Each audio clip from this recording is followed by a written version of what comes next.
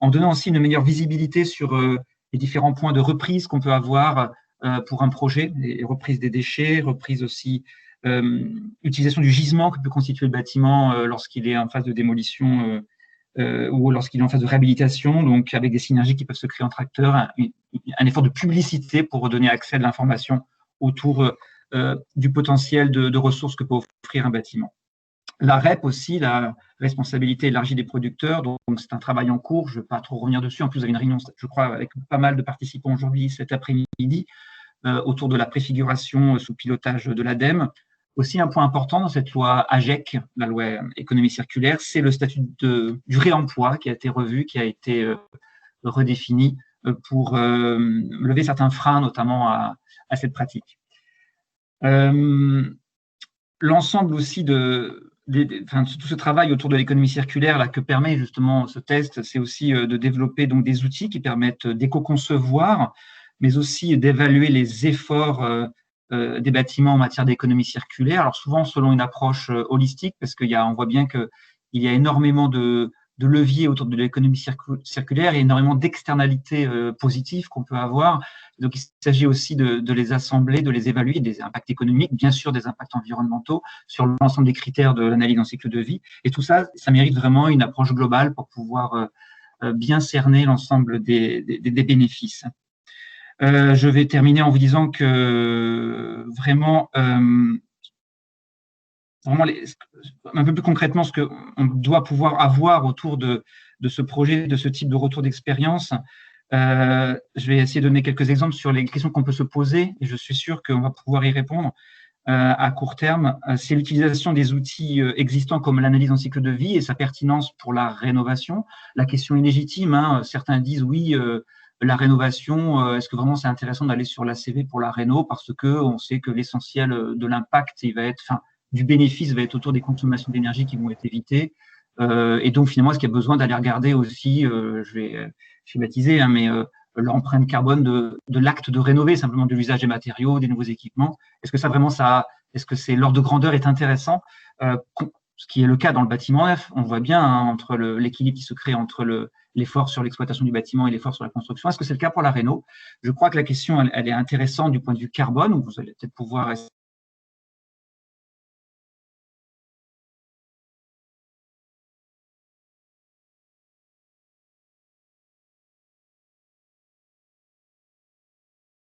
Allô? Oui, effectivement, j'ai l'impression que ça a coupé. Oui, Ouais, tout à fait. Ça bug.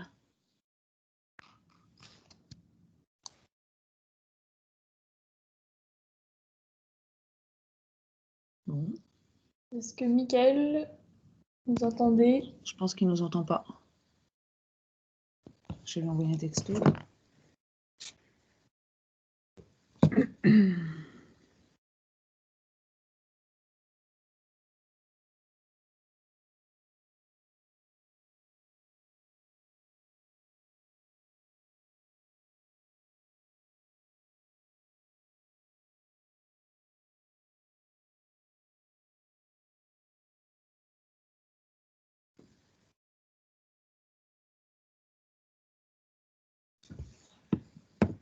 Bon.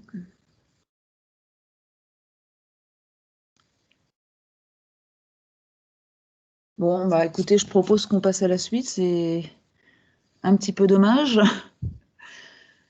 Oui, non, on va avancer. On va avancer. Nadège, est-ce que tu... Bon, désolé pour Mickaël, je ne sais pas s'il nous entend.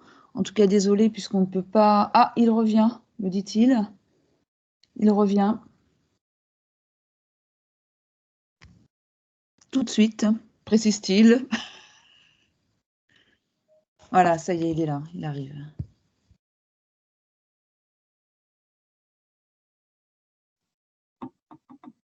C'est bon, Mickaël, on t'entend? Tu nous entends? Vraiment désolé, je ne sais pas ce qui s'est passé. Moi, ça a coupé, écoute, je ne sais pas. Est-ce que J'ai bientôt fini. Hein. Oui, ouais. j'ai deux petites choses encore à dire. L'évolution du potentiel de réversibilité, c'est très important parce que c'est un sujet que les citoyens ont introduit dans la Convention citoyenne pour le climat, et c'est vraiment important d'avoir des outils pour être capable, sur des projets de bâtiments neufs, d'anticiper cette démontabilité, réversibilité, d'avoir peut-être des outils un peu quantitatifs permettant de l'évaluer. Et donc, on compte aussi beaucoup sur ce sujet, sur vos retours d'expérience à ce sujet. Le réemploi, c'est un sujet aussi, on voit, qui est assez compliqué. Et dans les discussions qu'on a actuellement autour de la RE 2020, on voit que c'est pas simple de tenir compte des effets d'amortissement qu'on peut avoir sur les produits, de comment on recale la durée de vie. Donc tout ça, c'est des sujets où on fait peut-être les choses un peu simplement actuellement. Il faut voir comment on peut progresser. Et bien sûr, tous ces travaux-là, ils vont être indispensables pour le label de la RE 2020. Donc vraiment, il faudra utiliser l'ensemble des résultats qui pourront être collectés pour alimenter ce travail. Et je termine par toujours rappeler l'importance des données environnementales. Je pense que sur les outils que vous avez utilisés, alors il y a la CV, mais aussi j'ai vu qu'il y avait un autre outil sur la maîtrise des flux que je ne connaissais pas trop, et je pense que je vais regarder ça plus attentivement aussi. Je pense que les données environnementales qu'on connaît bien pour la CV sont essentielles.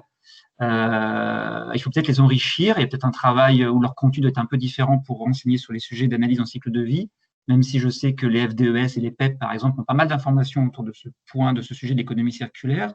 Il y a peut-être aussi un sujet toujours de massification, qu'il y a peut-être certains sujets sur lesquels il manque encore des données. Donc voilà, donc je voulais rappeler quand même l'importance aussi et le rôle central de ces informations qui sont ici des travaux des fabricants, des industriels, pour renseigner les impacts des produits, des composants du bâtiment. Je vous remercie beaucoup de votre attention.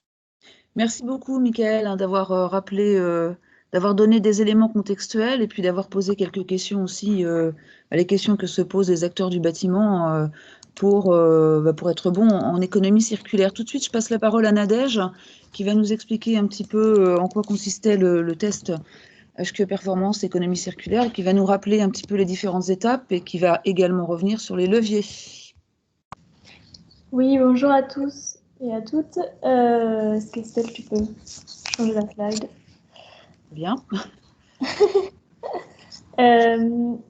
Du coup, je voulais vous commencer, Estelle l'a dit tout à l'heure, on a commencé nos travaux en 2017 et avec une publication tout début 2018 du cadre de définition de l'économie circulaire qui permet justement d'avoir une définition claire pour tous les acteurs de la construction et du domaine du bâtiment sur l'économie circulaire qui est représentée autour de 5 ambitions: l'optimisation territoriale des flux, la sobriété, l'allongement de la durée de vie, la création de ressources pour limiter les déchets et le management des parties prenantes. Et du coup, c'est grâce à ce cadre de définition après avoir donné une définition, on réalise souvent des tests HQE performance au niveau de l'Alliance HQE. Et donc, au mois de janvier 2019, on a lancé le test HQE. Et donc qui se déroulait en 4 étapes. La première qui était de regarder au niveau des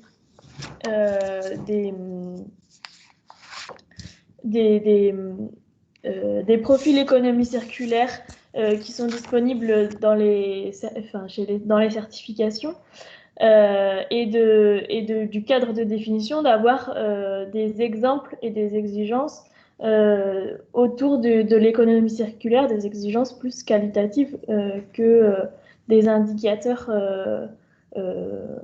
qu'on peut calculer. Ensuite, la deuxième étape a été de réaliser pour chaque testeur l'analyse de cycle de vie des bâtiments. Et ça nous a permis du coup d'aller au-delà de l'indicateur carbone de plus et moins et de regarder d'autres indicateurs comme les indicateurs de déchets et aussi épuisement des ressources.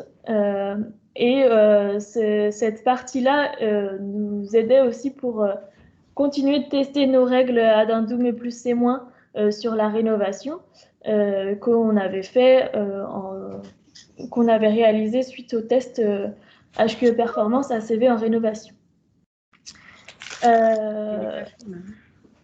Alors, après, en troisième étape,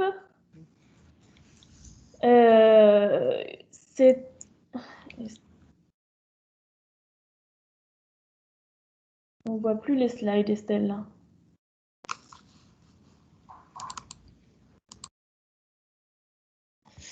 Alors,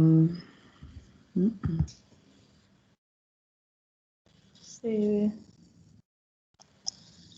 donc, Ouais, là, c'est bon. ah, voilà. Excuse-moi, Nadège. Pas de souci. Donc, en troisième étape, c'était une étape optionnelle et qui concernait que pour la rénovation. C'était de réaliser un focus autour des scénarios de fin de vie sur le chantier et de regarder, de comparer ce qu'il y a dans les déclarations environnementales, les FDES et les PEP, et ce qui se passe réellement sur le chantier. Et de regarder est-ce que c'est en concordance ce qui se passe dans les scénarios de fin de vie des données environnementales et ce qui se passe réellement sur le chantier. Et enfin, en quatrième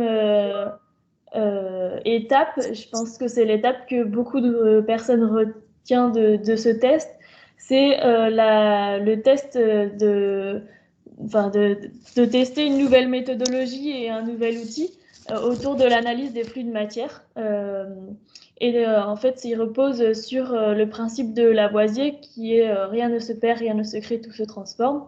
Et du coup, de regarder les flux entrants dans le bâtiment, donc les produits de construction et équipements qui rentrent pour la construction du bâtiment, et puis les flux sortants, ce qui ressort du coup tout au long de son cycle de vie, donc que ce soit à l'étape de construction, en vie en œuvre ou en déconstruction. Et de bien regarder ces flux et de voir si ils viennent de matières vierges ou de matières secondaires, de matières recyclées ou réemployées. Merci de bien couper son micro, s'il vous plaît. Alors, Nadège, On ne t'entend plus, Estelle.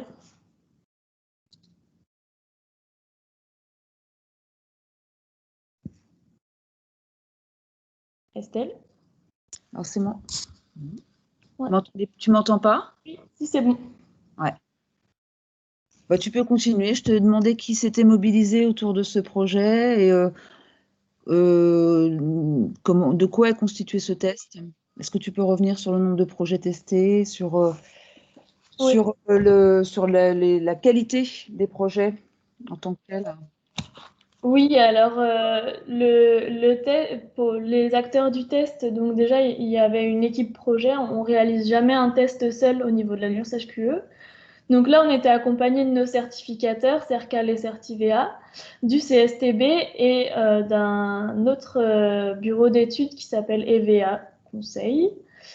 On a été soutenu par l'ADEME d'un point de vue financier et on a aussi été dans l'équipe projet, j'ai oublié, il y avait aussi la Basignès qui était présente dans l'équipe. Est-ce que Estelle, tu peux passer? Et du coup, on ne pourrait pas faire un test sans nos testeurs. Et donc, dans nos testeurs, on avait vraiment une diversité de profils entre la maîtrise d'ouvrage, des bureaux d'études, des architectes. Et tout ça, ça a regroupé plus de 70 acteurs du monde de la construction. Estelle, les slides ne se passent pas. Voilà.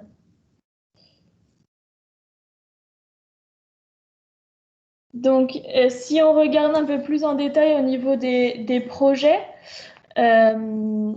donc on a eu 23 projets qui ont finalisé le test d'un peu partout en France, comme vous le voyez sur la carte, et une diversité de typologies d'opérations, des bureaux, des logements collectifs en particulier, mais aussi d'autres typologies comme des gares, des crèches, des lycées. Et du coup, un tiers des projets étaient en rénovation pour 2 tiers de projets neufs. Donc c'était vraiment une grande diversité de projets et on remercie tous les testeurs et tous les acteurs qui étaient derrière pour pouvoir tester les différentes étapes que je vous ai présentées tout à l'heure.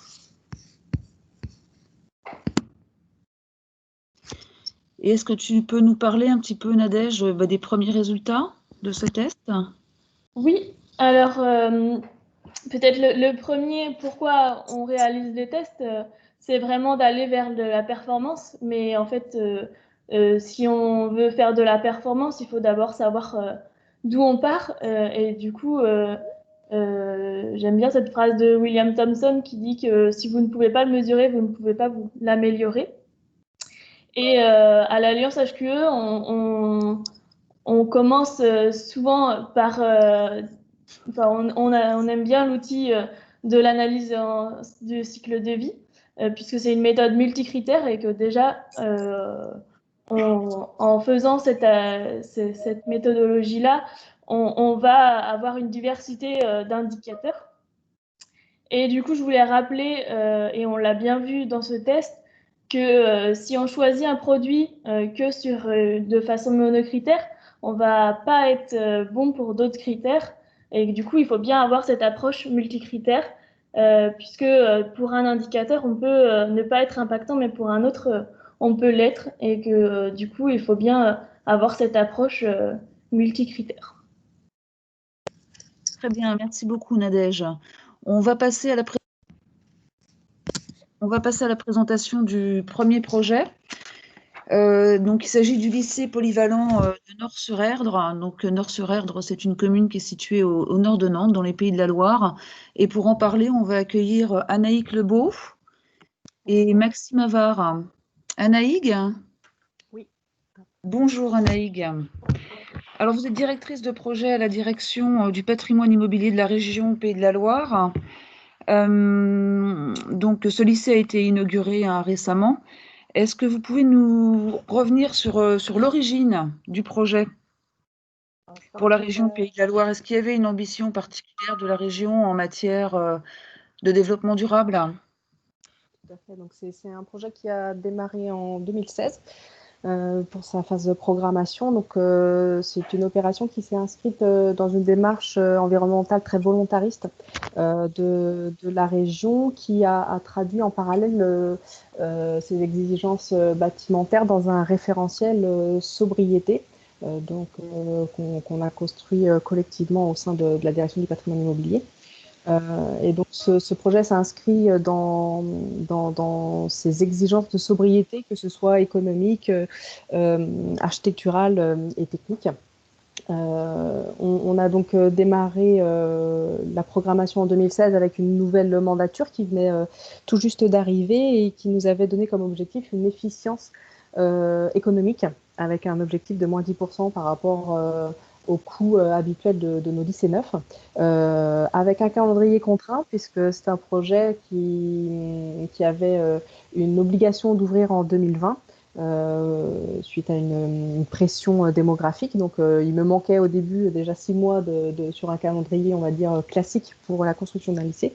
Et tout ça dans une démarche environnementale plutôt innovante et tout en assurant une qualité d'usage. Voilà. Donc, les exigences de départ étaient assez fortes. D'accord. Et comment vous avez fait pour inscrire justement ces contraintes-là, dans le cadre du développement de ce projet à Nort-sur-Erdre? Alors, si on revient juste sur la slide peut-être avant, on a inscrit en fait le projet donc, dans une démarche de certification et de labellisation. Donc, alors, il doit manquer une slide. Donc on est sur une certification HQE habituellement sur nos lycées neufs, donc avec des cibles très performantes, en particulier sur le choix des matériaux, sur le chantier à faible nuisance, la gestion de l'énergie et également la gestion d'entretien et maintenance. On adjoint donc à cette certification, on va dire habituelle pour nous, on est adjoint 2 labels assez nouveaux pour nous. Donc au départ, on était sur un label énergétique qu'on a transformé en cours d'APD en label E+C-, donc Effinergie BBC 2017, où parce qu'en fait on avait répondu à un appel à projet de la DREAL et de l'ADEME, donc en parallèle, qui sur l'expérimentation le plus et moins, qui permettait de préfigurer en fait la future RE 2020. Et donc, comme on s'est engagé dans cet appel à projet avec une démarche bas carbone, on a adapté en fait notre label énergétique en intégrant cette nouvelle démarche avec une analyse de cycle de vie. Et comme on a voulu tester, innover, on est également parti sur un label bâtiment biosourcé. Donc au départ, nos exigences programmatiques étaient sur un niveau 1, qui était le premier niveau du label, en essayant de pousser dès le concours au niveau 2, qui permettait de diversifier le recours en fait aux matériaux biosourcés, au-delà du poids que le label nous demande. Et puis on s'est retrouvé finalement à atteindre le niveau 3 en phase conception, qui se concrétise en phase chantier. Donc voilà pour les exigences dans lesquelles on s'est inscrit dès la phase programmation, et on voit bien qu'au fur et à mesure on a voulu toujours aller un petit peu plus loin à chaque phase qu'on avançait, pour pouvoir démontrer que c'était aussi possible de pousser un peu plus les limites et d'aller vers des démarches encore inconnues, voilà, le biosourcé, le bas carbone. Voilà, donc c'était pour nous plutôt un projet expérimental sur lequel chacun a pu avancer collectivement. Voilà. Si je prends voilà, la démarche en phase chantier, pendant laquelle on a également diversifié en fait notre expérimentation. Donc on est parti sur des matériaux biosourcés, donc comme la construction bois, donc qui était prévue initialement dès le concours par l'agence AIA. Donc on a réussi à avoir environ 15% du bois issu de France. Donc principalement dans l'ossature bois et certains plafonds, puisque l'ossature poteau-poutre est plutôt en épicéa du Nord.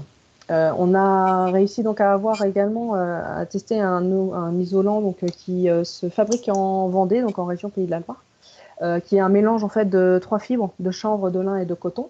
Donc on en a environ 500 mètres cubes dans le projet, principalement sur les doublages, donc le manteau extérieur du bâtiment. On a également donc eu recours à un sol linoléum, donc qui est un sol naturel recyclable et qui a des propriétés antibactériennes très intéressantes. Et puis on est allé tester également une peinture biosourcée à base d'huile de lin, qui nous a assuré, parce qu'on l'a testé avant de la mettre sur ce lycée, qui nous a assuré en fait la même tenue en termes d'entretien par rapport à des peintures plus classiques, pour pas les nommer, des peintures par exemple à base de lac, qui sont des peintures qui tiennent très très bien, qui sont pas les plus écologiques. Donc l'exigence était d'être aussi bon en termes d'entretien, c'est-à-dire qu'elles soient lessivables, mais qu'elles n'émettent pas de COV, de composés organiques volatiles. On est allé aussi au-delà des biosourcés. On s'est dit que le géosourcé était aussi une solution intéressante, parce que le biosourcé, on ne peut pas le mettre partout. Je pense par exemple aux isolants sous dallage. Donc on est allé voir par exemple les isolants en verre cellulaire, donc qui sont issus de pare-brise en fait recyclés, qu'on a mis donc sur l'isolation en fait de notre vide sanitaire en plancher bas. Et puis on est allé aussi un petit peu plus loin, et là c'était en cours de chantier où on a testé le béton avec du granulat recyclé. Donc on a fait un travail avec le gros œuvre, donc TPO et puis Lafarge qui était le fournisseur de béton, pour réaliser en fait ce type d'ouvrage. Donc on l'a fait en gros béton, on l'a fait sur du dallage et également sur des murs de refend, pour démontrer que c'était tout à fait possible, économiquement aussi viable. On est sur un surcoût qui est très très faible. Aujourd'hui, dans notre région Pays de la Loire, on a un recours très facilité au granulat naturel parce qu'on a des carrières à proximité. Donc en fait, le granulat recyclé, on n'y va pas automatiquement parce que économiquement, il n'y a pas un avantage, ce qui est plus le cas par exemple dans des régions comme le sud-est de la France. Donc là, on voulait démontrer que voilà, c'était important quand même de limiter le recours aux ressources naturelles, tout en maîtrisant, on va dire, l'équilibre économique du projet. Très bien. Et puis juste un dernier point, c'était un isolant en laine de verre, donc classique que tout le monde connaît, mais qui a développé aussi une gamme avec un liant végétal. Voilà, donc même si on a un recours à des choses un peu plus classiques, on arrive aussi à avoir des produits de plus en plus. Ah, Peut-être juste sur celle d'avant, voilà. Juste sur la... un chouïa à un moment donné. Allez-y, Anaïg. Ça marche. Donc sur l'expérimentation en phase chantier, au-delà des typologies de matériaux, on a voulu aussi aller un peu plus loin après avoir testé le biosourcé, le géosourcé. On a souhaité en fait avoir une démarche de tri des déchets plus ambitieuse que ce qu'on a habituellement. Donc sur les certifications HQE, on a déjà habituellement un tri assez fin. Là, on a voulu aller un peu plus loin. Donc, on est allé sur les bennes, on va dire, classiques, donc gravats, métaux, bois, le DIB forcément. Mais on a poussé le vice jusqu'à avoir du tri pour le carton, du tri pour les films d'emballage plastique. Malgré le fait que l'exutoire soit en Espagne. À chaque fois, on s'est toujours posé la question où allaient les déchets pour pouvoir statuer sur la pertinence ou non de le trier. Et effectivement, là, le prestataire qui était retenu donc, valorisait les plastiques en Espagne. Et on s'est dit que le plastique était quand même un sujet très important en termes d'impact écologique. Donc voilà, on voulait démontrer que c'était possible de recycler le plastique en espérant que ça donne des idées pour pouvoir avoir des exutoires plus proches. On a fait la même chose donc avec une benne plâtre qu'on a mis sur place. Le plâtre, lui, allait par exemple à Bordeaux, donc était renvoyé dans une usine de plâtre, donc concassé, enfin broyé, pardon, et remise en fabrication dans l'usine. Et donc ça, ce sont des démarches effectivement où à chaque fois on s'est posé la question. Sur la laine de verre par exemple, on l'a pas fait parce que ça nous emmenait, l'exutoire était très loin, était dans le sud-est de la France. Et là, on a trouvé qu'en termes de démarche bas carbone, vu le volume important mais le poids très faible de ce type de déchets, c'était très peu pertinent de l'envoyer dans le sud de la France pour ces déchets. Voilà. Au-delà de ce tri assez fin, qui était déjà une certaine révolution pour les compagnons sur place, on a également testé la mise en place d'une ressourcerie donc, pour favoriser le réemploi, puisque il ne faut pas l'oublier, ce sont nos nouvelles obligations en tant que maître d'ouvrage. Le réemploi doit être la première réponse à notre gestion des déchets, même si tout n'a pas le statut de déchet. Donc on a voulu voilà, mettre en place cette nouvelle pratique, donc avec une recyclerie qui s'appelle Station Service, donc qui est située sur Nantes. Et donc une zone dédiée a été mise sur place pour vraiment faciliter et inciter les compagnons à avoir ce premier réflexe, mettre à disposition donc tout ce qui était réemployable. Donc on a mis par exemple, on a pu réemployer du bardage métallique, du bois, les tourets que vous voyez à droite, donc qui sont compliqués à recycler parce que c'est un mélange de plastique et de bois, donc mais très bien pour du réemploi. Des plafonds bois, quelques plafonds de dalles minérales, ce genre de choses, et du sol souple. On a aussi toutes les chutes de sol souple de linoléum sont reparties donc, pour du réemploi, et ce qui peut être réutilisé voilà, pour des petites surfaces éventuellement. Au-delà de ces démarches-là, on a aussi incité les entreprises à essayer de faire d'avoir des échanges donc avec leurs propres fournisseurs pour pouvoir renvoyer en fait certaines chutes dans leurs usines de production. Donc, ce qui a été fait pour l'isolant en polystyrène qui était sous le dallage principal du lycée. Ce qui a été fait parce qu'en plus la ligne de production est à proximité, donc ce qui était intéressant sur la démarche bas carbone. Et puis on a aussi travaillé sur la récupération des laitances de béton. Ça, c'est un gros sujet en chantier. Les laitances sont rarement bien gérées, bien traitées. Et là, ce qui a été fait sur le site, c'est la récupération par Lafarge. Donc le fournisseur de béton a récupéré en fin de chantier les eaux de laitances pour les réinjecter en fait dans sa production de béton. Voilà, donc ça c'était plutôt intéressant et une démarche, je pense, qui est facilement reproductible. Voilà.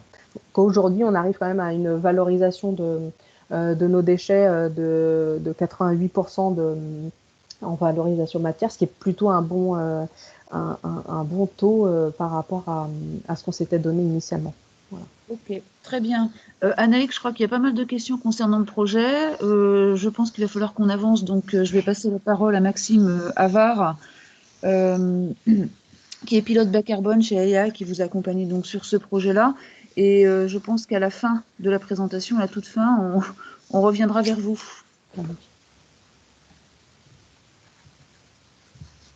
Oui, bonjour Alors, à tous. Vous m'entendez? Oui, on t'entend très bien. Super.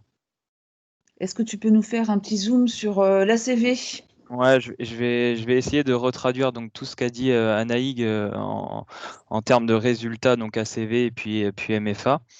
Donc comme le disait en fait Anaïg, le projet avait une ambition programmatique assez forte donc sur les enjeux carbone qui s'est traduit donc tout au long de la conception. Il faut savoir donc comme le disait Anaïg que le projet avait participé donc à un appel à projet donc OBEC, donc Objectif Bâtiment Énergie Carbone, lancé par l'ADEME et l'Adréal. Cette participation nous a permis donc de saisir déjà plusieurs variantes et de confronter plusieurs variantes à notre projet initial et surtout de conforter des choix conceptuels forts qu'on avait identifiés. Si je me focalise donc uniquement sur la partie carbone, parce que c'est un peu le sujet en ce moment, mais bon, effectivement, comme le disait Nadège, il y a l'analyse du cycle de vie, c'est plusieurs indicateurs, donc qui sont tout aussi importants les uns les autres. Donc, si on se focalise sur les bilans carbone, on constate que les matériaux, donc qu'on appelle PCE, donc produits de construction et équipement, représentent 80% en fait de l'impact carbone de notre projet. Et que l'énergie au final représente une petite part, donc les consommations énergétiques en phase d'exploitation représentent à peu près 15%. Je pense que ça traduit énormément l'ambition de la maîtrise d'ouvrage à avoir une enveloppe performante sur ce projet-là et surtout une production énergétique bas carbone. Donc on a mis en place une chaudière à granulés bois. Donc voilà. Malgré toutes les dispositions environnementales que Anaïg vous a détaillées, on constate quand même que nous ne sommes que C1 sur ce projet-là, ce qui peut nous questionner. Parce que quand même on atteint des scores au niveau du biosourcé qui sont assez intéressants, enfin un niveau 3, je pense que pour un bâtiment d'enseignement c'est une première. Donc effectivement ça nous questionne, mais malgré cela on peut l'expliquer de trois manières, à savoir peut-être une morphologie bâtimentaire peu compacte, qui engendre en fait un linéaire de façade assez important et peut-être une surconsommation structurelle, enfin de matériaux de structure. Comme on peut le constater aussi, on voit que, en tout cas pour les équipements techniques, on est parti sur des valeurs forfaitaires proposées par le label. On n'a pas eu encore l'opportunité de saisir en manière détaillée ces lots-là. On le fera peut-être à la livraison, enfin, en tout cas pour l'audit qui est prévu en janvier de ce projet-là. Mais sur les matériaux architecturaux, on voit qu'on a saisi énormément de matière. Et donc, la grosse molécule que vous pouvez voir là, ça correspond, en fait, une molécule correspond à un produit saisi dans notre calcul ACV. Donc, on voit que c'est un calcul qui est assez homogène et assez détaillé. Et donc, ce qui peut impacter effectivement le résultat, parce que plus on saisit de matériaux, plus du coup, on va s'impacter en termes de carbone. Mais ce qui représente réellement l'impact du projet. Et enfin, je dirais que la typologie bâtimentaire enseignement sur ce projet-là nous impacte également parce que on a ramené au mètre carré de surface de plancher plus de voirie qu'un projet, on va dire, standard.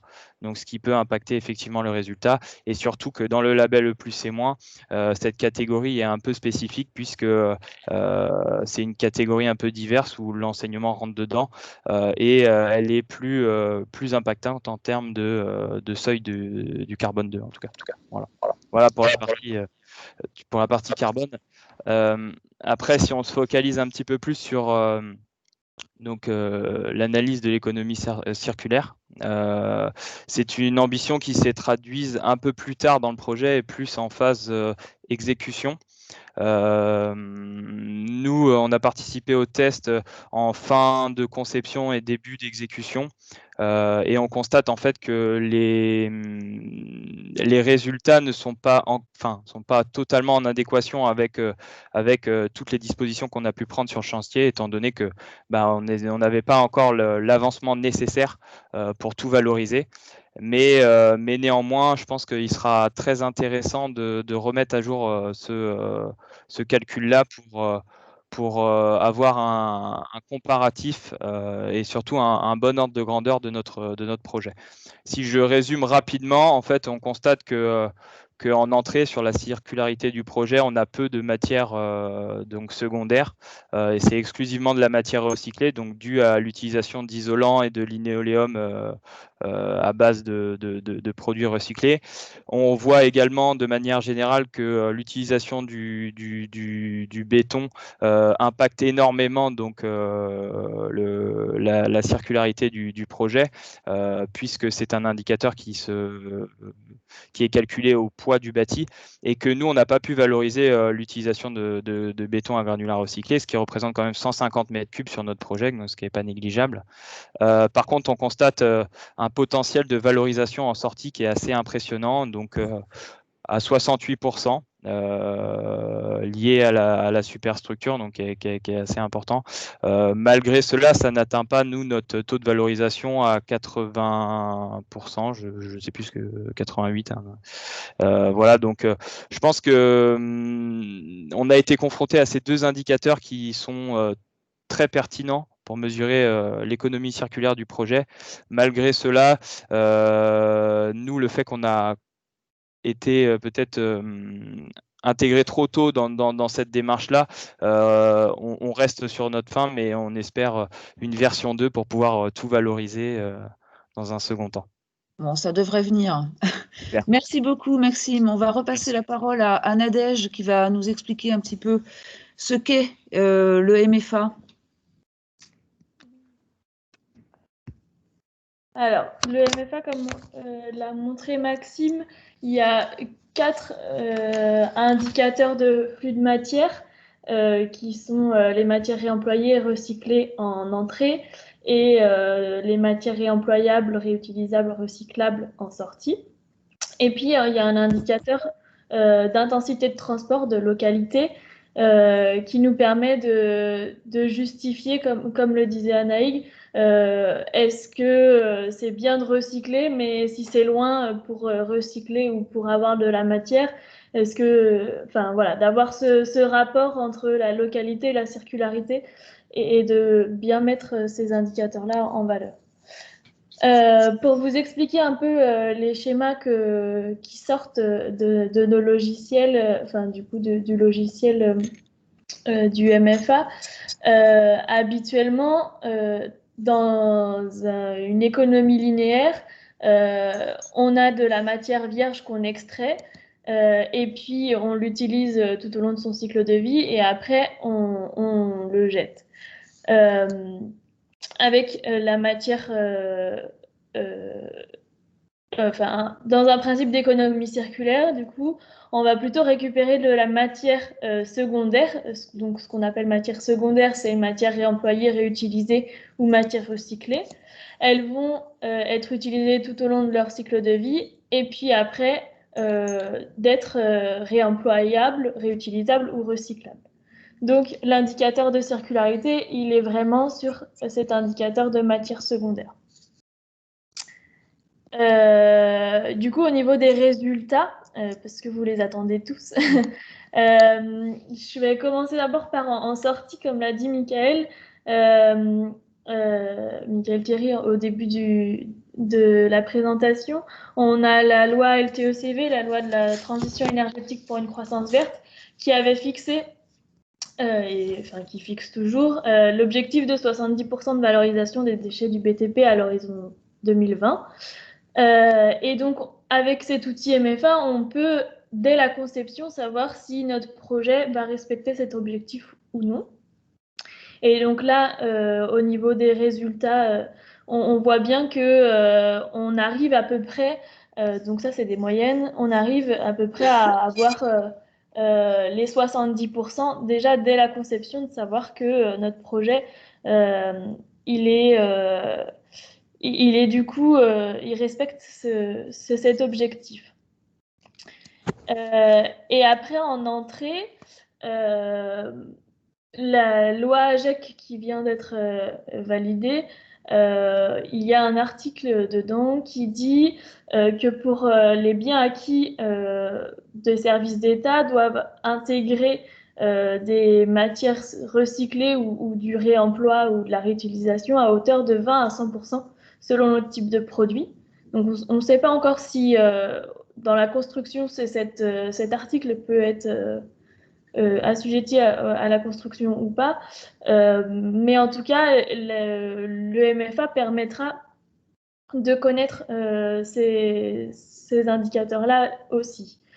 Et donc là, au niveau des résultats, on voit bien que pour le neuf, on en est très loin. On est aux alentours de 5 à 6% de matières recyclées en entrée.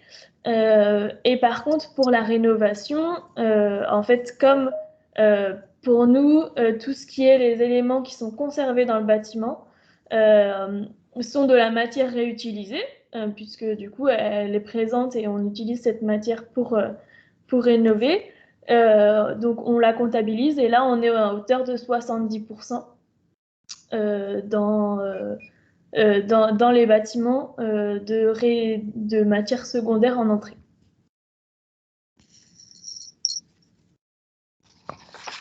Très bien. On passe au projet Sopop. Non, c'est Clerval, excusez-moi. Marine Le Bouédec, est-ce que tu es là? Ouais. Oui. Donc toi, tu es ingénieur performance durable, hein, c'est ça? Oui, c'est ça, tout à fait. Ainsi Construction France, et donc tu as travaillé sur un projet de rénovation. Donc en Normandie, il s'agit de logement social. On était en site occupé. Est-ce que tu peux revenir sur le projet? Oui. Alors sur la diapositive suivante, donc là, du bailleur social. Hein. Oui, c'est Logéo Seine-Estuaire, le bailleur social. Donc on était sur 10 bâtiments, donc un total de 608 logements. Donc qui datait pour la majorité des années 60, et puis on avait un bâtiment de 1972. Donc on était sur du R+7 et tout en gaz. Donc on était sur une structure entièrement béton. Et du coup, les travaux réalisés, c'était vraiment l'objectif d'une rénovation énergétique. Donc avec de l'isolation supplémentaire, une étanchéité de la toiture terrasse qui a été refaite, et un remplacement des menuiseries extérieures, donc en PVC, puisque les menuiseries commençaient déjà à dater un petit peu. Et il y a eu également un remplacement des radiateurs et de la VMC. Voilà. Donc ça, c'est pour les travaux réalisés. Il y avait vraiment un objectif de Logéo Seine-Estuaire. Donc il y avait vraiment 3 attentes principales. Donc la première, c'était d'avoir une rénovation énergétique et d'atteindre des performances énergétiques qui soient intéressantes, avec du coup une économie aussi pour le bailleur en termes de consommation d'énergie. Le deuxième élément, c'était qu'il y avait un budget qui était assez limité et donc des optimisations économiques à faire. Donc c'est pour ça aussi qu'on s'est tourné vers une rénovation et que c'était en site occupé. Donc ça a été un paramètre et on va dire une contrainte supplémentaire à gérer. Et le dernier paramètre, c'était que le quartier devait retrouver une attractivité et retrouver un petit peu voilà, un côté confortable, esthétique, ce qu'il avait perdu un petit peu au fil des années. D'accord. Oui. Du coup, donc ça, c'était vraiment les volontés du maître d'ouvrage. Il y avait également un côté emploi local et dynamisme du territoire qu'on verra par la suite. Et donc, c'est pour toutes ces raisons que le bailleur Logeo Seine-Estuaire s'est tourné vers une rénovation, donc avec une conservation au maximum de l'existant. Donc, en conservant une grosse partie donc toute la structure a été conservée et en allant surtout sur le second œuvre faire des améliorations. Donc, on peut passer à la diapositive suivante. D'accord.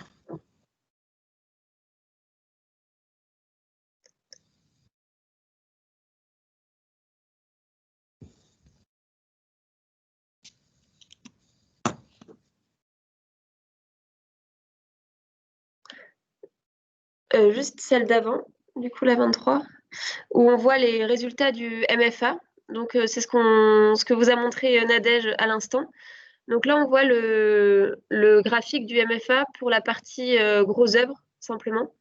Et c'était pour voir l'importance, en fait, de la conservation de matière. Donc, vous voyez la flèche grise qui part du bâtiment existant.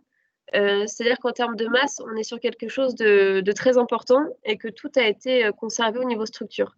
Sur le second œuvre, on a plus de matières vierges qui sont rapportées. Donc, une moins bonne circularité sur le second œuvre. Mais voilà, ce qui fait cette rénovation site occupé, ce qui en fait un gain carbone financier, un gain de temps, ça a été vraiment cette solution de la rénovation.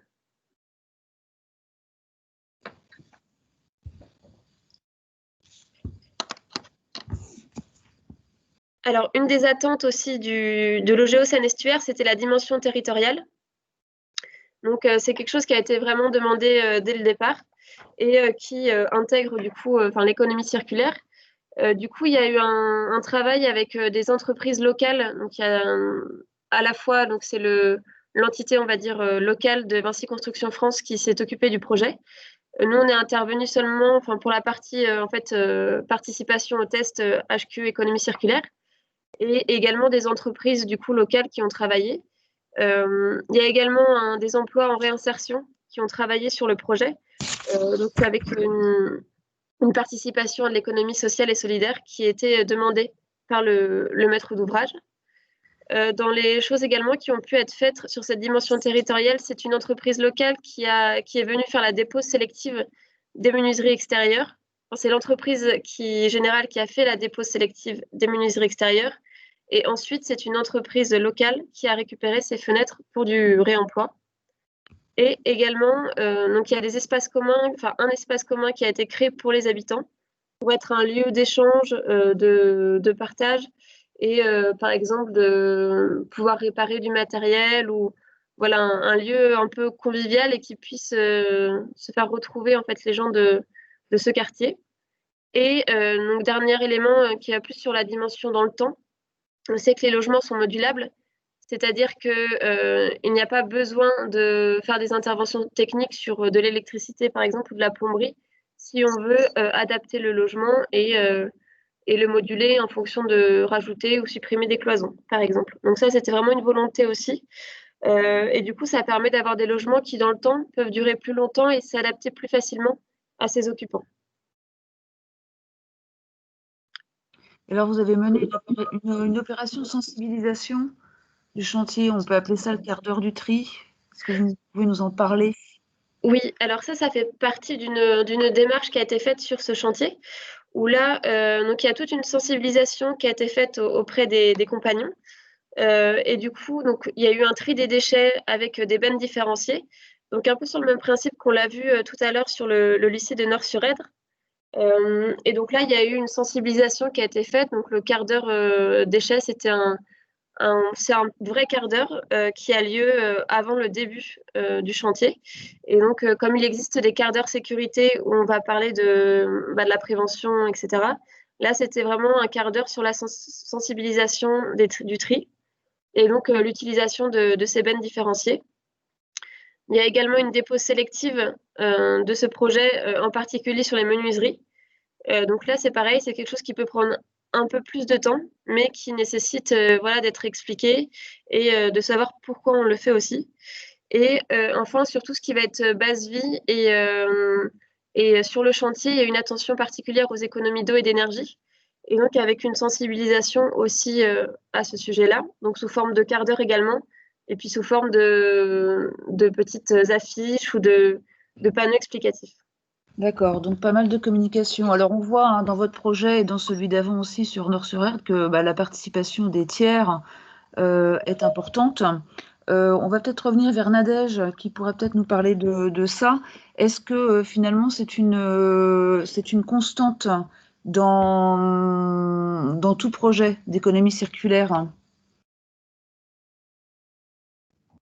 Alors oui, je passe à la slide suivante du coup.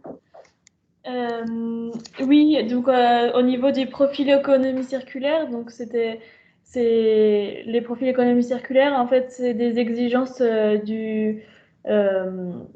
des certificateurs de la certification HQE qui ont été tagués économie circulaire et qui du coup peuvent être utilisés pour avoir cet œil-là, économie circulaire au niveau de la certification. Et du coup, ça a été utilisé dans toutes les opérations, qu'elles soient HQE ou non. Ce qui est des exemples du coup par rapport à la roue d'économie circulaire. Donc au niveau de l'optimisation territoriale des flux, ce qui est pas mal ressorti, on le voit bien avec ces projets-là et du coup tout au long dans toutes les autres opérations aussi, l'approvisionnement local est l'un des exemples les plus représentés au niveau de l'optimisation territoriale des flux. Au niveau de la sobriété, comme dans le test HQE Performance, il fallait faire une analyse du cycle de vie du bâtiment. Je pense que c'est l'outil qui permet vraiment d'utiliser la sobriété, qui est vraiment représentatif de tous les projets au niveau de la sobriété pour éco-concevoir. Ensuite, au niveau de l'ambition 3, allongement de la durée de vie, là, c'est principalement l'adaptation du bâtiment, toute cette notion de réversibilité qui est vraiment au cœur de cette ambition. Au niveau de la création des ressources afin de limiter les déchets, c'est la gestion des déchets en premier lieu qui sur les chantiers qui est vraiment optimisé et aussi au niveau de la mise en place de gestion des déchets au niveau de la vie en œuvre pour les utilisateurs du coup avec des espaces pour du coup avoir des espaces pour la gestion des déchets, que ce soit le tri sélectif, mais aussi le compostage et tous les biodéchets. Et enfin, le management des parties prenantes, c'est vraiment la sensibilisation, que ce soit avec les quarts d'heure de tri ou les quarts d'heure déchets ou d'autres sensibilisations et de la formation des acteurs avec aussi des actions en lien. Il y a toujours cette notion de lien avec d'autres acteurs qui rentrent en compte qui rentrent en compte tant dans l'optimisation territoriale des flux, mais aussi dans le management des parties prenantes. Et je crois qu'on a un bel exemple. Oui, juste avec après. Sopop, on va y venir tout de suite. On accueille maintenant Vincent Floquet qui va nous parler alors Vincent est responsable technique à la direction du développement chez Covivio et il s'occupe d'un projet qui est situé en région parisienne sur la commune de Saint-Ouen, qui est elle-même sur le territoire de Plaine Commune. C'est un projet qui s'appelle Sopop. Vincent? Oui, bonjour. Ouais, Bonjour à alors, tous. bonjour Vincent. Quelles sont les particularités de ce projet d'une façon Oui. un peu générale et puis après sur le sujet de l'économie circulaire? Très bien. Vous dites-moi si vous m'entendez mal. Oui, Donc, très bien pour l'instant. donc, parfait. C'est un projet qui est en cours de construction depuis 1 an. C'est un immeuble de bureau de 32 000 m², donc là, qui est situé juste à côté du périphérique, dessiné par le cabinet Lobjoie Bouvier-Boisseau. Alors, nous, on a eu une petite ambition, mais on a un peu raccroché les wagons au fur et à mesure de la conception et de la construction. On a démarré, en fait, en initiant la démarche d'économie circulaire avec le marché de curage démolition, où on a essayé de mettre des produits sur une plateforme, Cycle Up.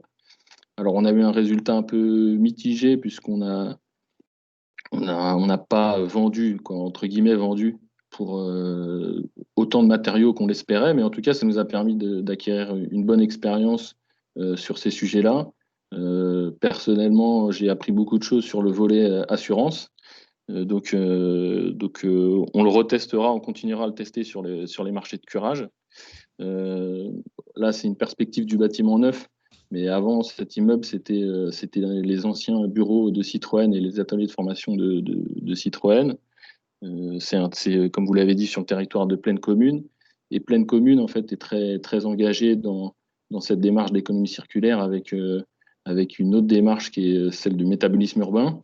Donc, on s'est un peu rencontrés au fur et à mesure du projet et on a signé la charte grand projet où on a 3 volets.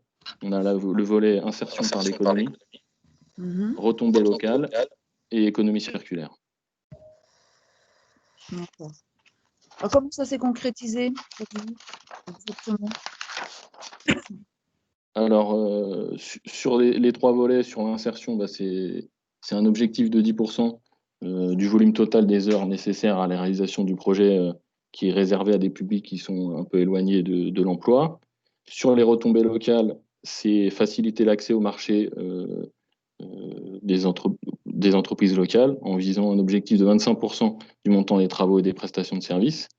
Et sur l'économie circulaire, alors là, en fait, c'est des initiatives des entreprises, mais surtout du maître d'ouvrage et de Plaine Commune. Et donc, on a par exemple, on a conservé et donc réutilisé tous les voiles périmétriques de l'infrastructure. On a intégré au marché de l'entreprise l'obligation de mettre en œuvre une certaine surface de faux planchers réemployés, donc avec toutes les difficultés que cela pose sur le volet assurance. On a, comme l'a aussi fait le lycée, on a utilisé des granulats recyclés pour la fabrication des bétons, puisqu'on a eu une opportunité avec le fabricant. Et ça représente environ 10% du volume total du béton coulé. On travaille aussi sur de la peinture recyclée pour toutes les zones de superstructure bureau. Alors aujourd'hui, la peinture recyclée, elle ne peut pas s'appliquer partout, notamment dans les zones humides, mais ça va correspondre à un gros volume des peintures. Semaine dernière, on a eu l'idée aussi, puisqu'on est dans une base vie existante, de réutiliser les cloisons qui étaient dans la base vie pour les ouvriers et donc de les réutiliser pour le chantier lui-même. Voilà.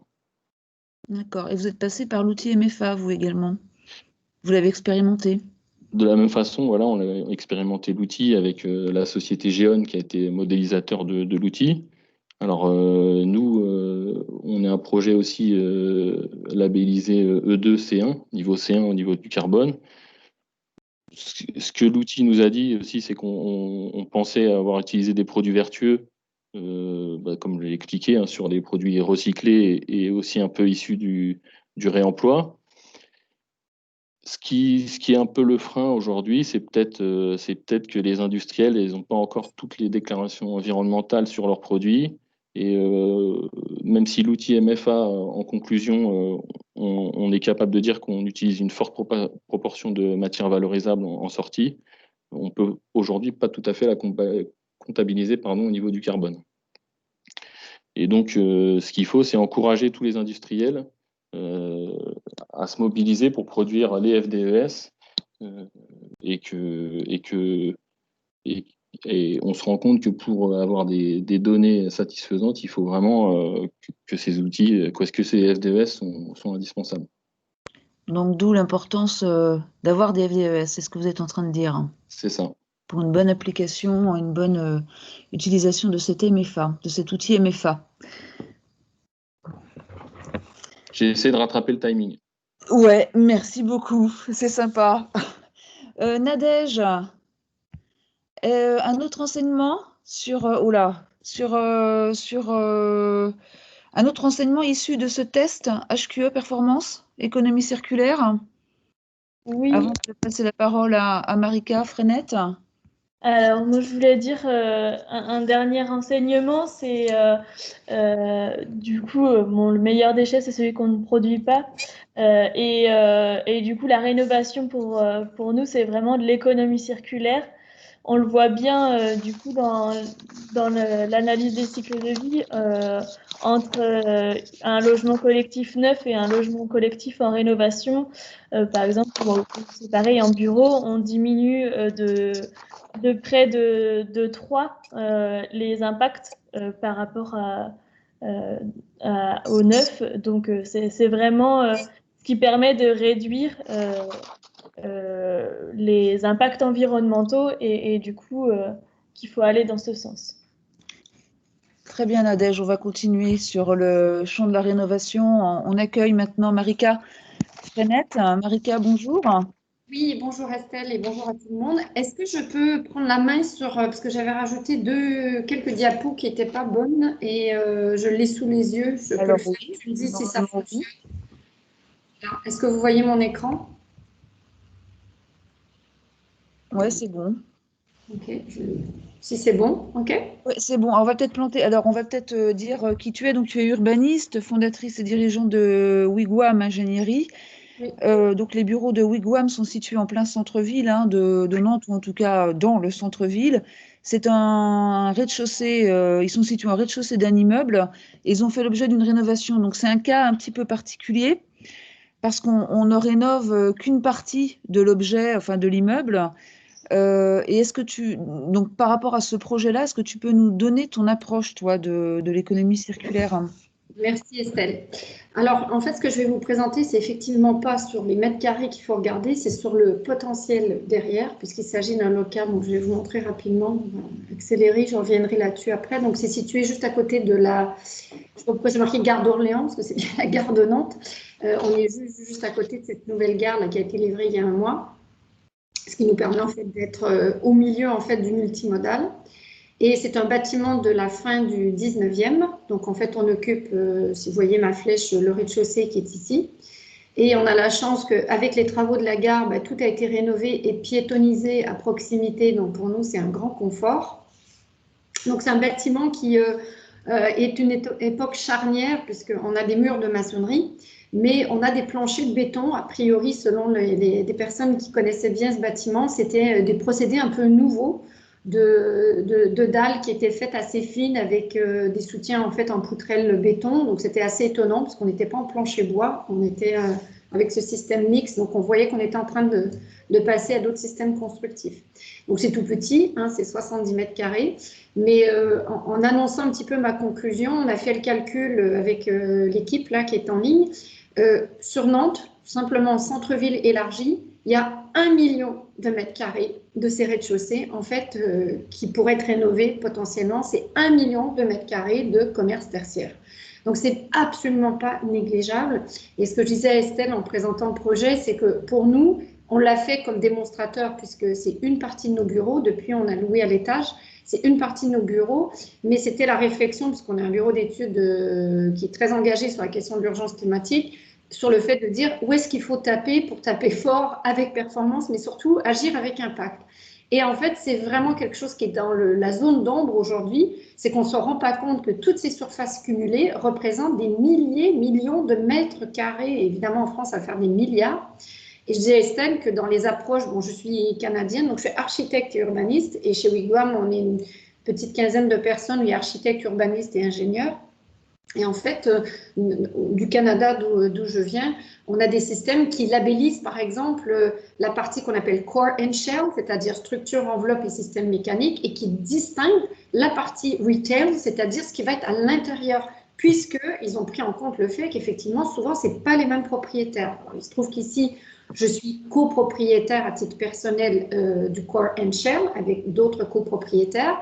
Et puis, je suis locataire en tant que dirigeante des locaux. Donc, on voit bien, c'est un cas de figure qui est absolument présent dans toutes les villes aujourd'hui.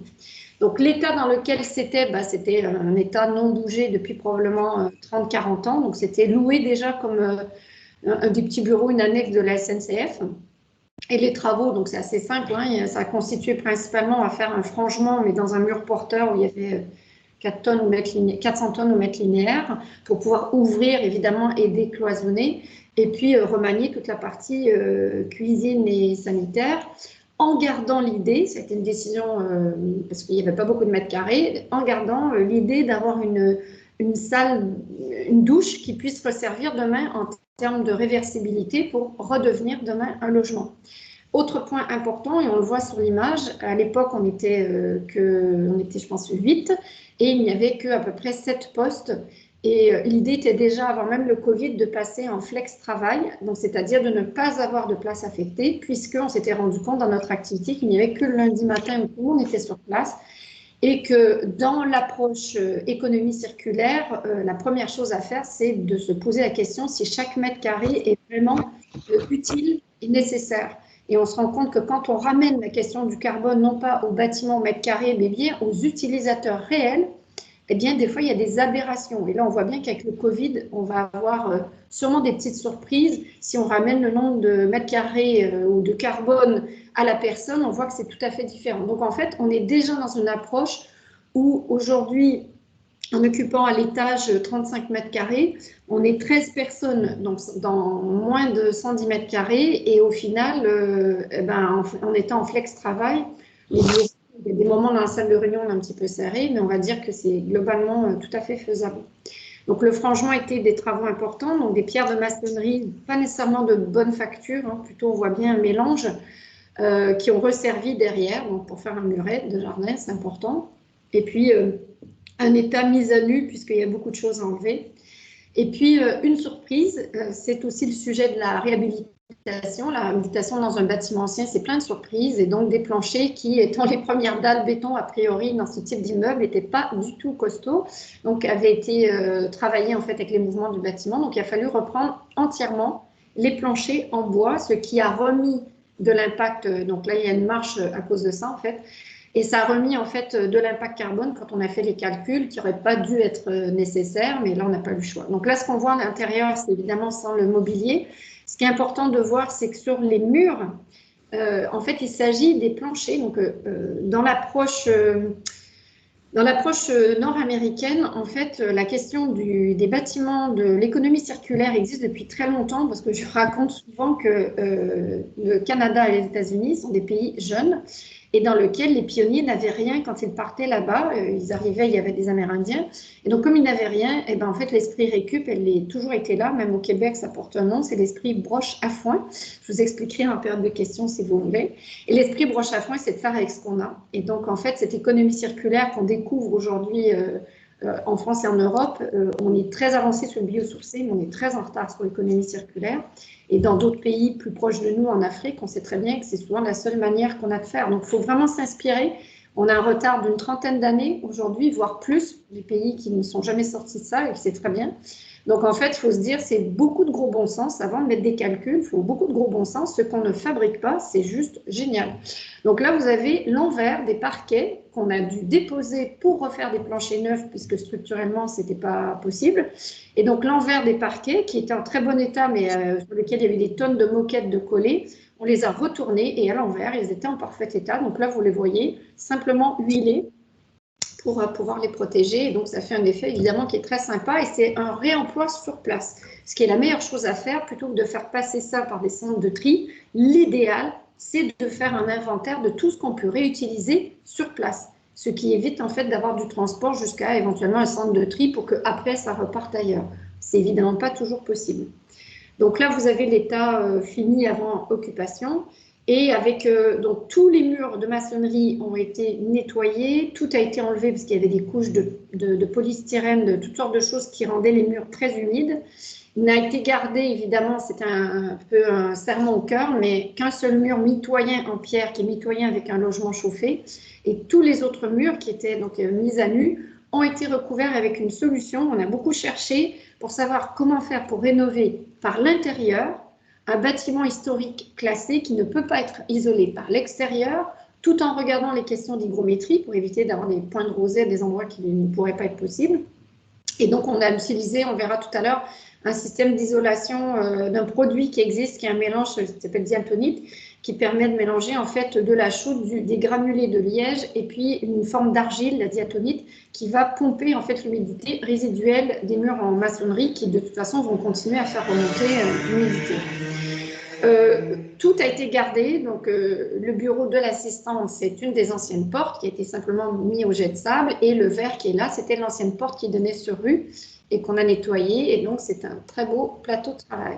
Donc c'est un point important, dans ces bureaux, on a réfléchi à aller jusqu'au bout, c'est-à-dire que le mobilier, à part les tabourets, c'est les seuls qu'on n'a pas réussi à trouver en récup, c'est que de la réutilisation et la table qui est là, c'est une belle histoire parce que dans la pédagogie avec les équipes sur place, les ouvriers, les compagnons, ce sont des compagnons qui prennent plaisir à travailler sur ces projets qui ont beaucoup de sens pour tout le monde.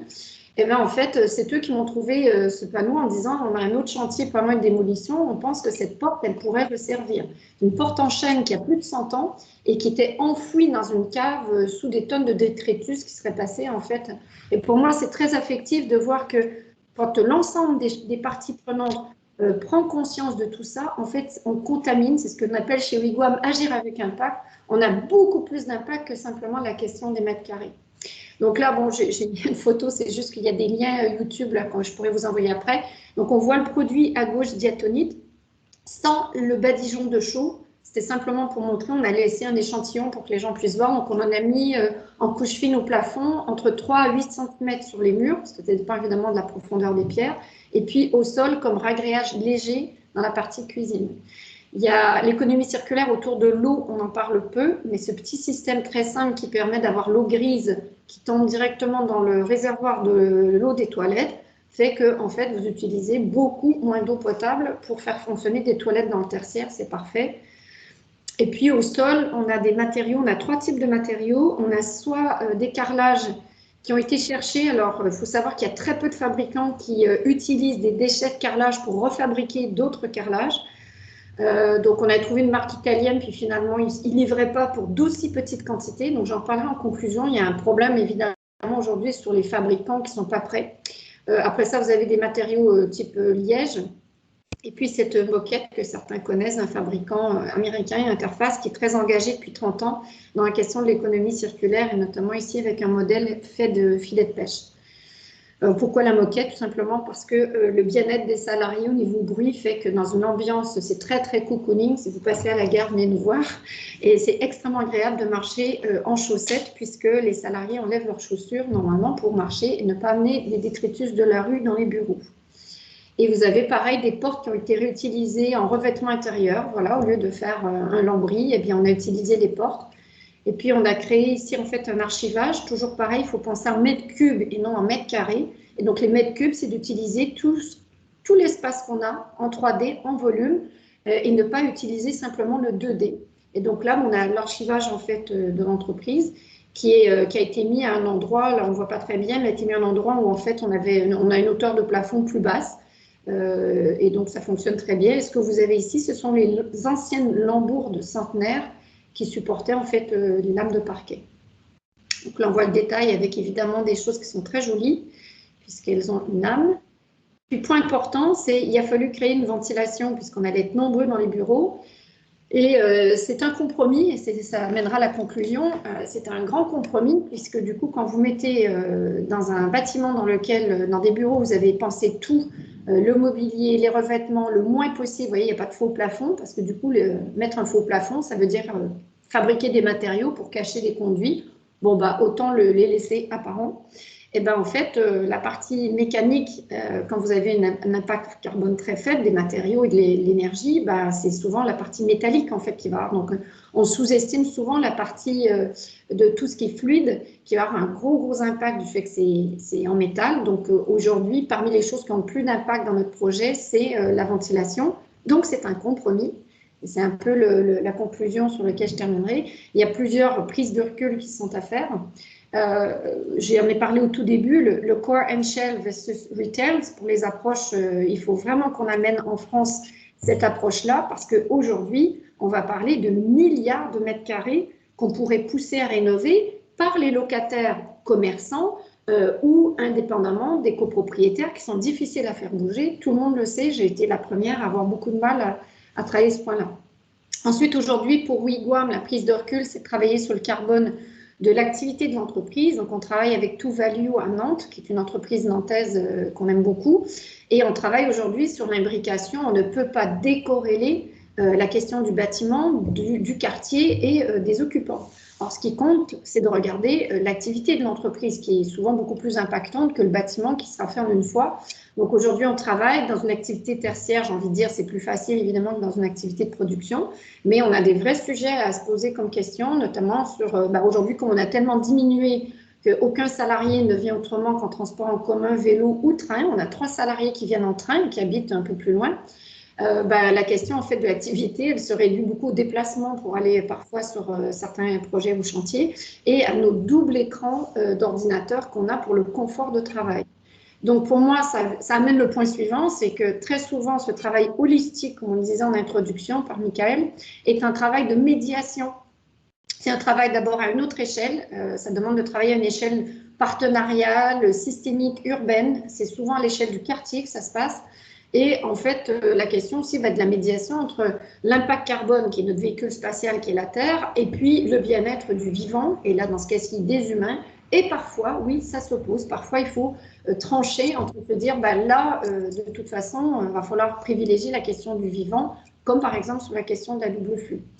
L'arrivée des produits industriels, je le dis, on est très en retard, notamment en Amérique du Nord, quand je vais sur les salons. On a plein de produits qui existent qu'on n'a pas aujourd'hui. Donc, dans la cuisine, vous n'avez pas vu, mais les panneaux de la cuisine sont faits avec fabricants anglais où c'est des pots de yaourt et des godets maraîchers qui sont simplement broyés et qui reconstituent des panneaux increvables sans finition. Donc ça, aujourd'hui, on est très sec, je trouve. Donc, appel aux industriels, il y a un vrai sujet à avoir là-dessus. Et je dirais qu'il y a des industriels en Europe du Nord, il y en a. Repenser l'usage des bureaux, le Covid, on était déjà en mode nomade puisqu'on était en flex-travail et tout le monde était en nomade, mais on a renforcé un cran, je pense, dans la prise de conscience pour tout le monde. C'est quelle est la raison pour laquelle on vient au travail.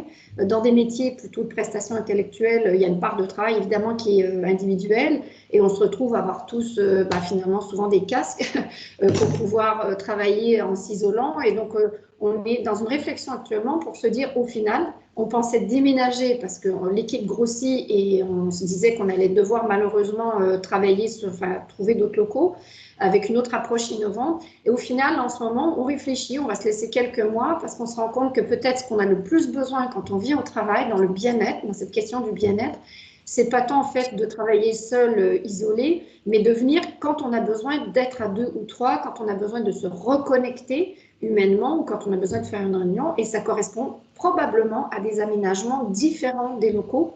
Donc on est dans cette réflexion et en termes de mutualisation, on est en train de louer une salle qui est avec une chiropractor qui devait louer sa salle à quelqu'un d'autre et on va mélanger des métiers. On trouve ça plutôt sympa, mélanger des métiers du corps et des métiers de l'esprit. Et donc, voilà, la conclusion, c'est que la pensée holistique, c'est vraiment une pensée out of the box. C'est une pensée pas de côté. Et surtout dans le bâtiment, c'est une pensée où il faut arrêter d'être que sur le matériau et l'énergie, même si c'est le sujet évidemment aujourd'hui. L'HQE performance et la performance en général, elle passe par d'abord se dire qu'il va falloir agir avec impact et qu'il faut agir au-delà de l'objet même sur lequel on travaille. Et donc, ça veut dire l'approche 5R qui dit d'abord rethink, c'est repenser, poser le crayon, ne pas dessiner. Et c'est probablement sur la part parfois invisible et intangible que les choses vont se passer. Voilà Estelle, je reviendrai. Merci beaucoup Marika pour cette intervention. On va passer la parole à Nicolas Doré donc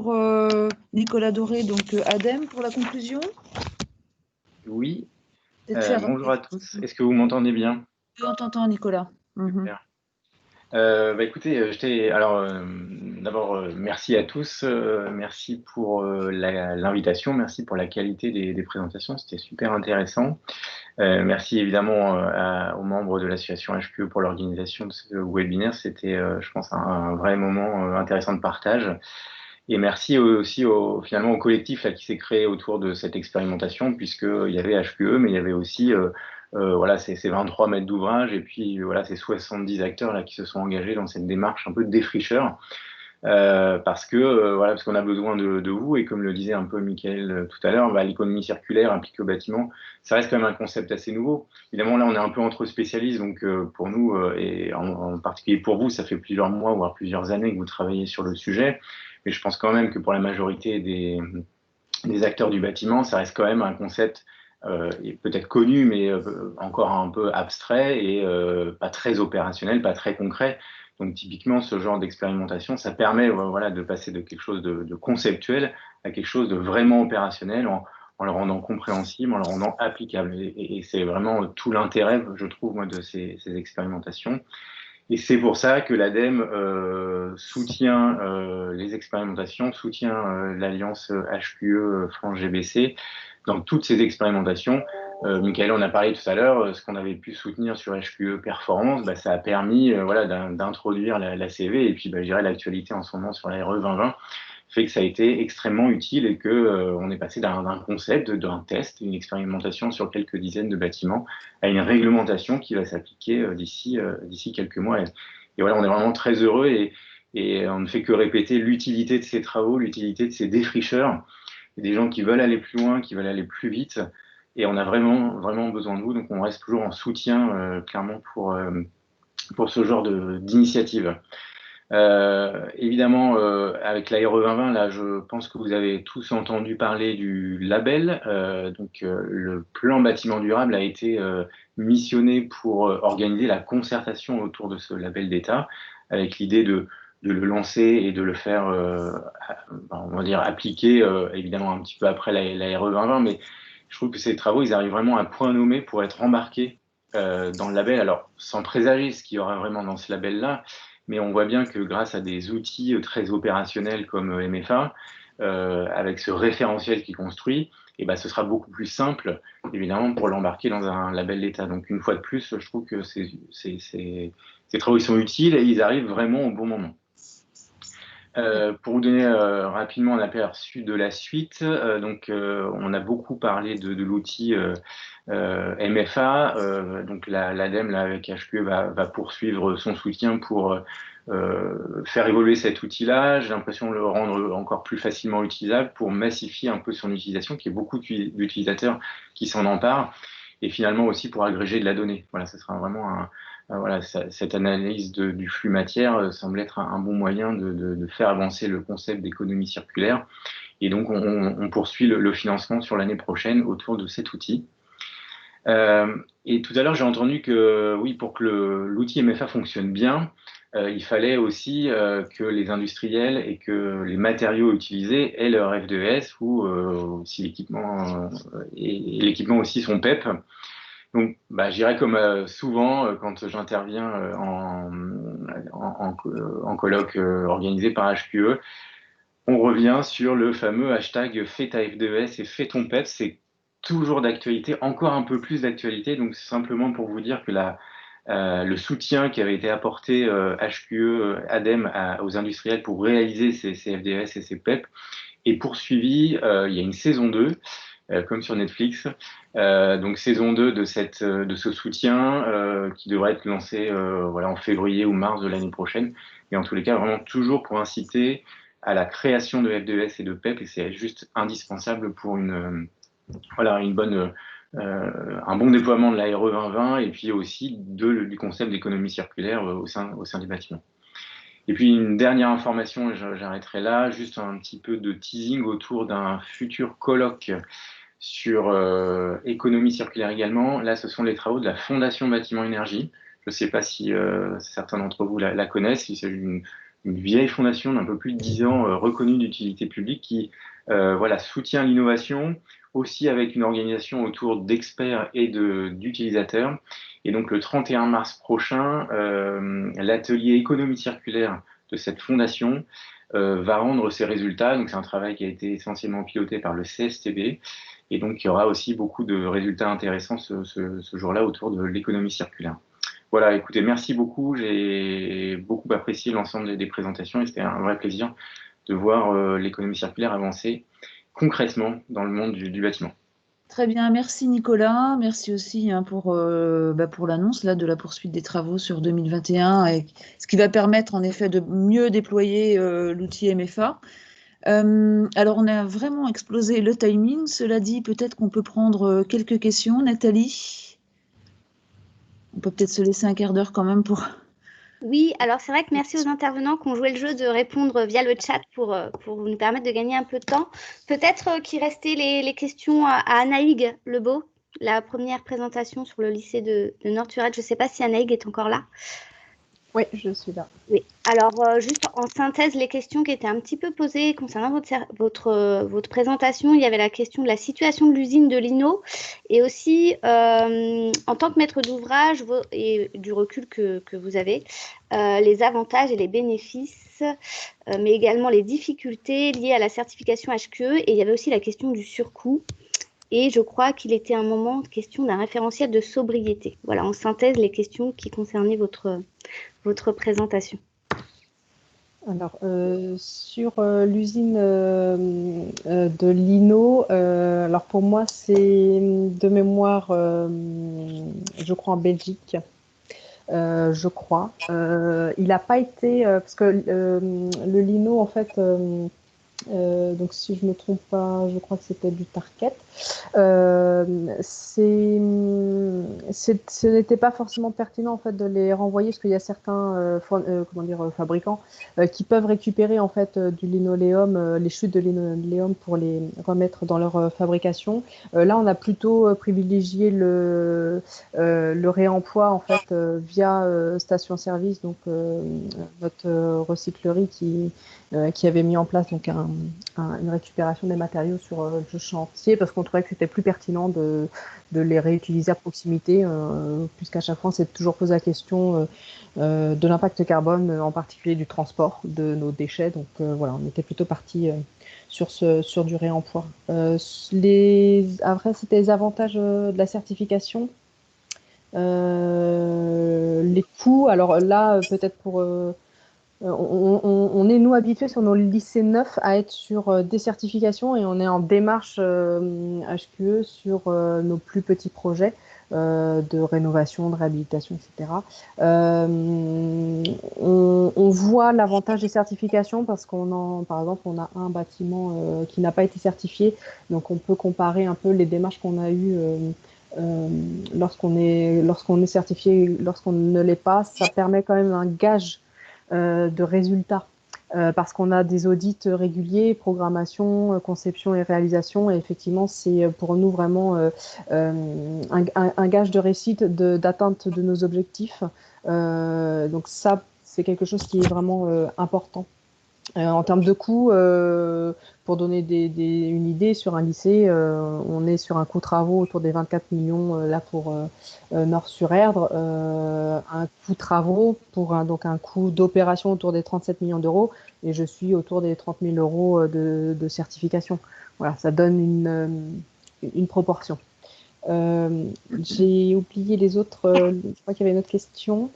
La question concernait le référentiel sobriété de la région Pays de la Loire et si on pouvait avoir le lien.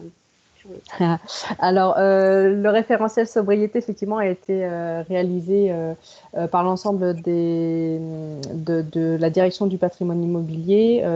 Il est interne à la région. Aujourd'hui, il n'a pas forcément été diffusé en externe, puisque c'est vraiment un travail lié à notre recensement de notre expérience, de nos objectifs, d'un travail de concertation avec aussi nos agents régionaux des lycées, c'est-à-dire les agents qui vont être à l'accueil, à la restauration, à la maintenance et à l'entretien de nos lycées. Donc il y a un gros travail aussi réalisé avec eux sur voilà, leur retour aussi d'expérience de ce qui marche et de ce qui ne marche pas dans nos lycées neufs ou existants. Voilà, c'est aussi un travail qui a été réalisé pour construire mieux, mais aussi pour aussi la rénovation, parce qu'on n'a pas toujours les mêmes réponses ou les mêmes exigences environnementales selon les projets. On essaye aussi d'adapter et de ne pas être forcément dans comment dire, dans un copier-coller d'exigences, peu importe le projet, c'est pas vraiment notre façon de faire. Voilà, donc aujourd'hui, c'est un référentiel qui est plutôt interne à la région. Très bien. Merci beaucoup. Est-ce qu'il y avait d'autres questions? Je crois qu'il y a eu pas mal de questions posées pendant le chat et les intervenants, merci à vous. Vous avez répondu en temps réel. Alors, il y avait une question, peut-être qu'on peut y répondre. Pour ceux qui l'ont déjà utilisé, selon vous, l'outil MFA s'appuyant sur les FDES, et je rajouterai EPEP, pourront-ils s'intégrer facilement dans les outils utilisés pour les futurs RE, car à ce stade, la RE 2021 ne valorise pas l'économie circulaire. Oui, l'outil a été pensé exactement pour utiliser les FDES et EPEP, et du coup d'être complémentaire à la CV. Et donc, pour nous, oui, cet outil doit être facilement intégrable dans les futurs RE et du coup, peut-être dans les futurs labels avant.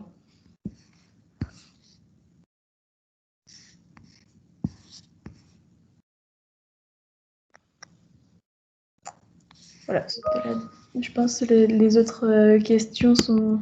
Il n'y a pas d'autres questions, a priori. Ouais. Elles ont été traitées au fur et à mesure, donc... Oui. Estelle, peut-être Marika, parce qu'il y en a certains qui m'ont demandé si, parce que j'ai une présentation dans laquelle il y a des liens YouTube pour les explications, parce que du coup on se promène à l'intérieur. Est-ce que vous allez le mettre en ligne ou comment on fait en fait? Parce que je peux essayer de le mettre sur, parce que c'est assez lourd, je ne crois pas que ça va passer par Teams facilement. Comment vous avez prévu procéder pour les présentations? Tu peux pas mettre les liens dans la conversation, dans le chat? J'essaie de le faire, j'ai l'impression que comme c'est très lourd, il y a des liens YouTube. Mais sinon, est-ce que vous avez prévu toutes les présentations, les mettre à disposition sur votre site? C'est peut-être le plus simple. Non? A priori, non. Bon, j'ai dit à certains de regarder sur mon profil LinkedIn, mais je le mettrai dessus. Parce que j'y arrive pas là.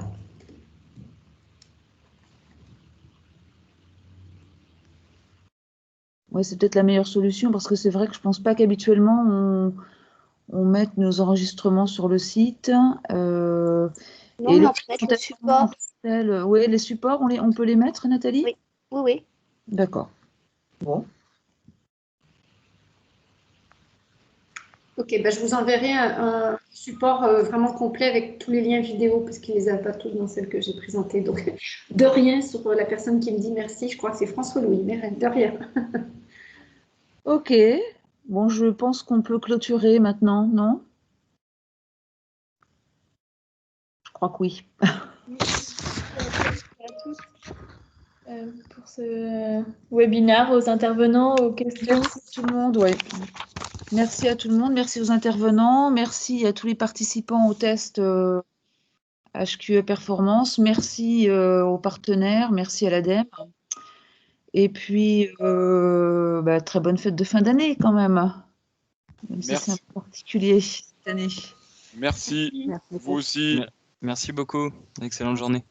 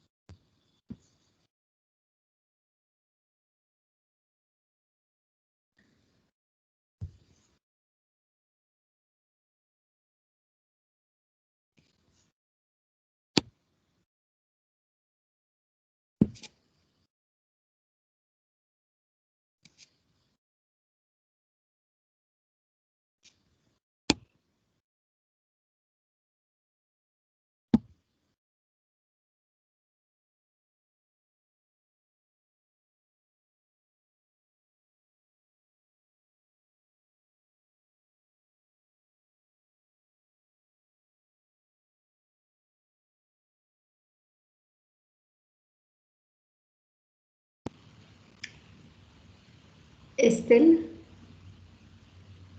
Je ne sais pas si tu m'entends, Ouais, Estelle. oui, Ouais. je t'entends. Bon, j'ai une